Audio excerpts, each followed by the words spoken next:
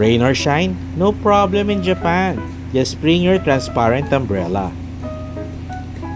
Or just simply ride their local train to your next travel destination here in Kyoto.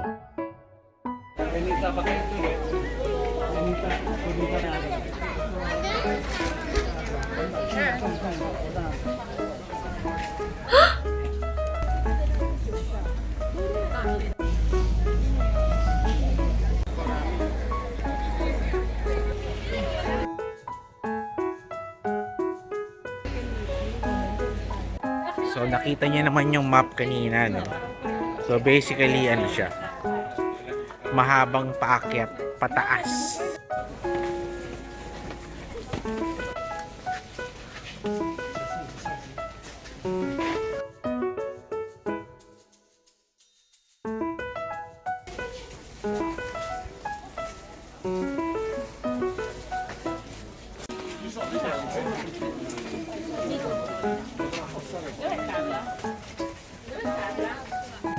Welcome to my channel. And we're now here in Kyoto. Diba? Cool. Guys. Ayan na.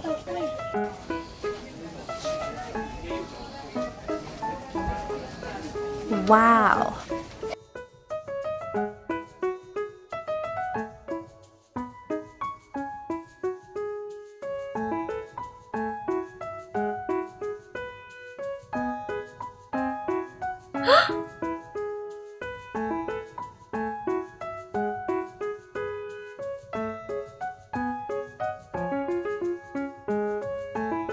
Fushima Inari Taisha.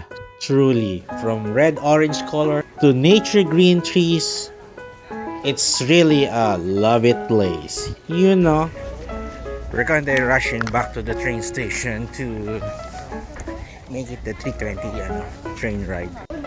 So we're now here at platform 2 going to Uji, and the other side, platform 1 is going back to Kyoto station.